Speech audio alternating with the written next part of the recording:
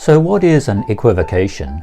An equivocation is when someone plays on the ambiguity of a word in a fallacious attempt to win an argument. So the fallacy occurs when they use only one meaning or one nuance of the word, when the word has several nuances, and usually when it's taken deliberately out of context. Words have several meanings and nuances. So to give a quick example, I could say, well, someone could say to me, I went to the bank. And then I could say, no, you didn't. And they say, what are you talking about? I went to the bank.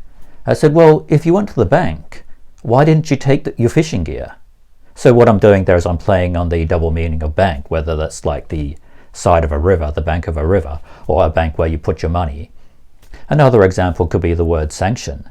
We could say, well, I support sanctions on Russia. Really? What, you support Russia? No, I said I support sanctions on Russia. Well, you know, sanction means to permit, which it does, but it also can mean to impose some sort of penalty on that country. But you can make the fallacious argument to say, oh, this person supports Russia, when actually the opposite is true. It's basically just a shortcut to winning an argument, and it's very common among people like this to break out the dictionary. So it's, well, this is what the word means. You think you know what it means, but you don't. And here's the dictionary, and they'll break out the meaning. And if it's a good dictionary, it will give several different meanings. But if it's just a small dictionary, they could use that to fallaciously appear to win the argument, or just present you with some sort of gotcha proposition. Okay, well, let's look at some examples. So here is the first example. Well, that's because there's no such thing as climate, right? Climate and everything are the same word.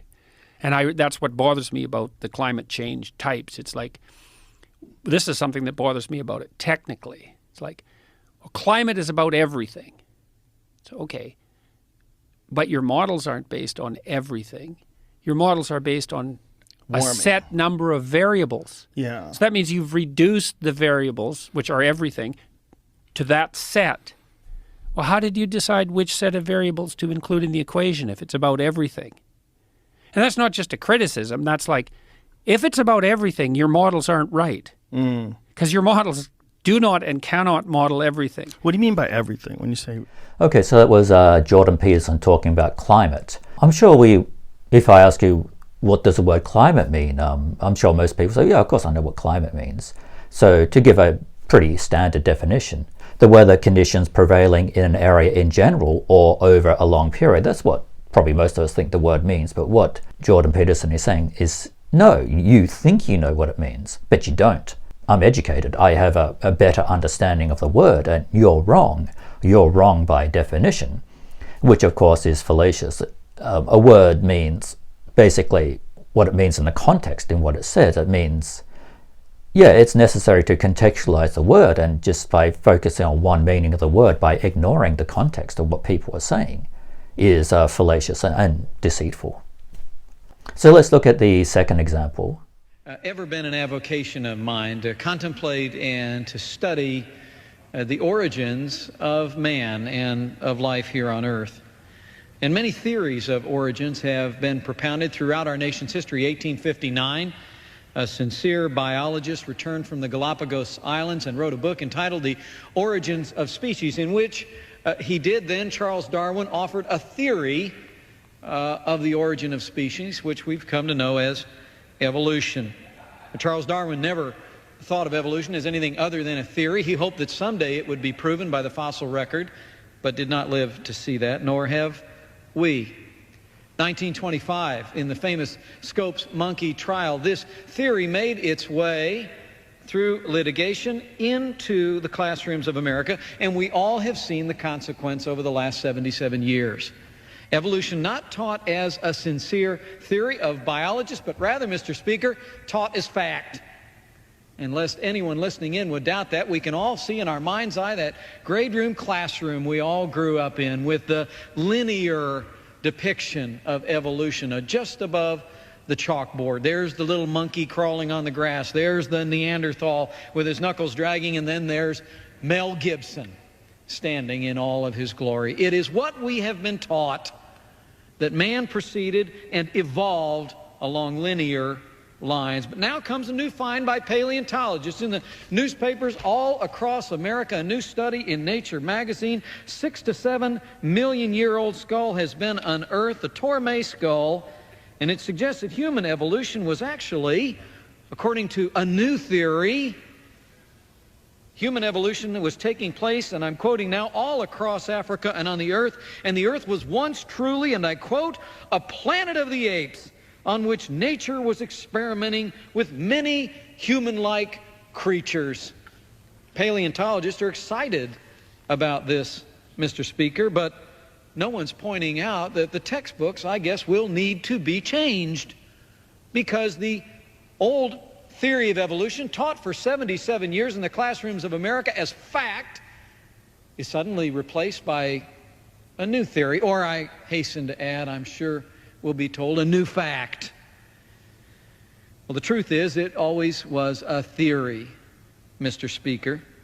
And now that we've recognized evolution as a theory, I would simply and humbly ask, can we teach it as such? And can we also consider teaching other theories of the origin of species, like the theory that was believed in by every signer of the Declaration of Independence? Every signer of the Declaration of Independence believed that men and women were created and were endowed by that same Creator with certain unalienable rights. The Bible tells us that God created man in His own image, male and female, He created them. And I believe that, Mr. Speaker. I believe that God created the known universe, the earth and everything in it, including man. And I also believe that someday scientists will come to see that only the theory of intelligent design provides even a remotely rational explanation for the known universe. But until that day comes, and I have no fear of science, I believe that the more we study the science, the more the truths of faith will become apparent. I just would humbly ask, as new theories of evolution find their ways into the newspapers and into the textbooks, let us demand that educators around America teach evolution not as fact, but as theory, and an interesting theory to boot. But let's also bring into the minds of all of our children all of the theories about the unknowable, that some bright day in the future, through science and perhaps through faith, we will find the truth of from whence we come. And I yield back. So here we have Mike Pence. He's equivocating over the word theory. It has several nuances. Like I could say that I came home last night, I put my chocolate pudding in the fridge and there was no one in the house.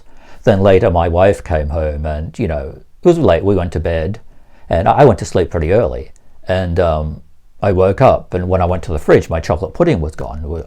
I didn't exactly see what happened to it, but I have a theory.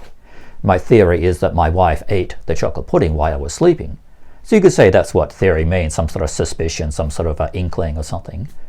But for that definition, that's what a lot of us would think theory means. But perhaps some people in the scientific community, they would click their tongue. So that's not what theory means. We know what theory means. And so to give a more scientific version of what theory means, a theory is a carefully thought out explanation for observations of the natural world that have been constructed using a scientific method and which brings together many facts and hypotheses. So that would be what the scientific nuance of the word theory means. And that when we say the theory of evolution, this is in this context, that is what the word theory means. Now what Mike Pence is doing, he's taking the more colloquial version of theory and applying that to a scientific theory to make a deliberately fallacious argument. So those are equivocations. Watch out for them. My name is John Alexander. Thank you very much for watching.